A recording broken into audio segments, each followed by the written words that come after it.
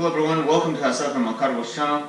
Today's video is about how the ignition coil works. The ignition coil is a very crucial part of the ignition system. Without it, the mixture wouldn't get burned. So we're going to bring the camera up close to take a look at how it's designed and how it operates. Let's get started.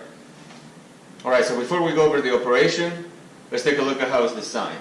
So here you have the secondary tower up on top. Then you have the primary terminals. Then here you have a laminated soft iron core. Then wrapped around the soft iron core you have the secondary winding. And then wrapped around the secondary winding you're going to have the primary winding. So this is the design of an external ignition coil. On a future video we'll explain how the coil over plug is designed. But let's focus on an external coil today. So the ignition coil is an electrical transformer. It contains both, like I just said, the primary and the secondary windings. Now the primary winding contains an average about 100 to 150 turns of heavy copper wire. I didn't draw all the loops so it was easy to understand. That's why you see these gigantic gaps. But obviously there's a lot more. Because there's definitely not 150 turns right here in this drawing. And as you can tell by the drawing, the primary wire comes from the positive, which it gets power when you turn the key on, and it's connected to the negative, and that's where the field is turned on and off, right here.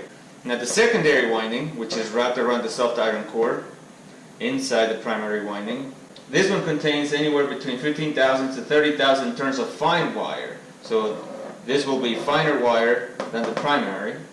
And the purpose of the secondary winding wrapped around the soft iron core is to increase the magnetic field. So now let's go over the operation. So when current flows from the positive terminal, there's a magnetic field that is created, very strong. And when the current is interrupted at the negative terminal, if you have an old vehicle, it's going to be through a point system, very antique, but that was the beginning of it all. And a more modern vehicle is going to be done through an ignition module or the ECM. But either way, it's going to be the same purpose. This is going to be like a switch, turns it on and off, on and off. And just like I said, when the current is interrupted, it collapses the magnetic field.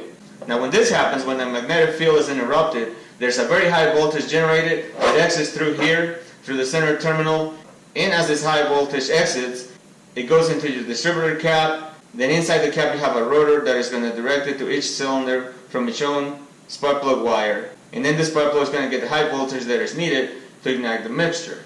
And this is all happening thousands of times per minute. And I did mention at the beginning of the video that this is the external coil design that still requires a distributor cap and rotor and spark plug wires. More modern engines don't have distributors anymore, and some of them have coil over plugs, so we'll focus on that in a different video. But for today, this gives you a very good understanding about how the ignition coil is designed, what's inside it, and how it operates. So there you have it. Now you have a better understanding of how the ignition coil works and how it enables the mixture to get burned. Thanks for watching. See you next time.